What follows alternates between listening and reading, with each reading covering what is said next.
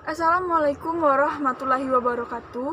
Di sini saya bernama Deti Erita dengan NIM 1911-31033. Di sini saya akan menjelaskan tentang makalah saya yang berjudul Penerapan Teori Dramaturgi dalam Interaksi Sosial. Sebelum kita membahas lebih jauh, kita harus terlebih dahulu mengetahui apa itu teori dramaturgi. Teori dramaturgi tidak terlepas dari pengaruh Coley mengenai The Looking Glass Self. Di dalamnya menjelaskan mengenai bagaimana seorang tampil seperti orang lain, bagaimana penilaian orang lain atas penampilan yang dilakukan oleh orang tersebut, dan bagaimana seseorang tersebut mengembangkan perasaannya atas penilaian dari orang lain.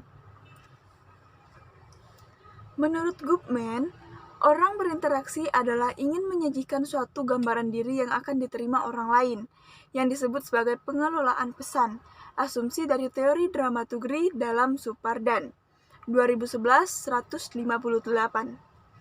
adalah bahwa Goffman tidak berupaya menitikberatkan pada struktur sosial, melainkan pada interaksi tatap muka atau kehadiran bersama.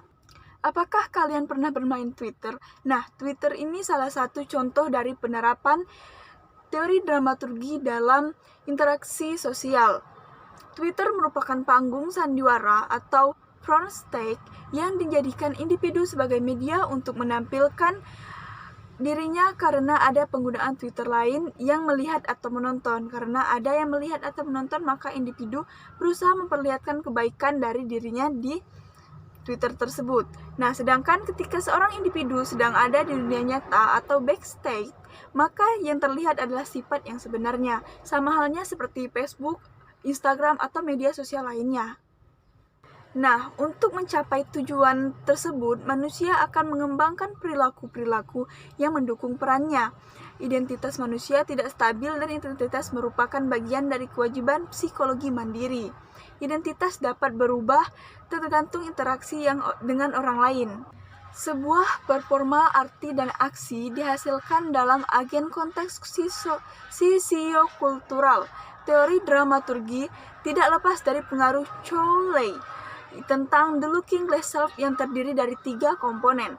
Yang pertama, kita mengembangkan bagaimana kita tampil terhadap orang lain.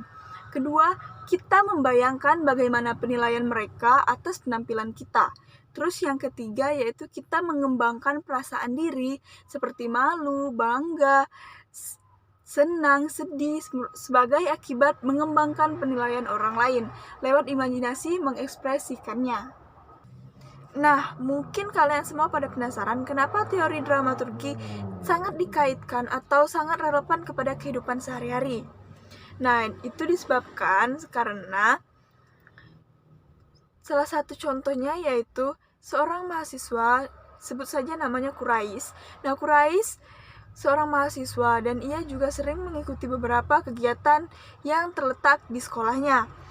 Seperti ketika hendak pergi ke kampus, hendak pergi ke kantin, ataupun ke perpustakaan, atau bahkan fasilitas kampus lainnya, dia harus menyesuaikan dirinya sebaik-baiknya. Berpenampilan selayaknya mahasiswa membawa buku, pena, serta laptop. Sikap yang ia bentuk ialah yang dinamakan dramaturgi. Jadi, tidak heran ya jika kamu melihat teman yang berbeda saat di lingkungan formal seperti kantor, kampus, ataupun sekolah dengan di saat mereka berada di luar lingkungan tersebut. Seperti kafe, rumah, ataupun tempat lainnya. Sadar atau tidak, dia sedang menerapkan teori dramaturgi dalam kehidupannya sehari-hari. Dalam hal ini, manusia merupakan aktor yang menampilkan segala sesuatu untuk mencapai tujuan tertentu melalui drama yang dilakukannya. Identitas seorang aktor dalam berinteraksi dapat berubah-ubah sesuai dengan lingkungannya. Mungkin itu saja penjelasan yang dapat saya sampaikan. Jika ada salah kata ataupun salah pengucapan, saya mohon maaf. Saya akhiri. Wassalamualaikum warahmatullahi wabarakatuh.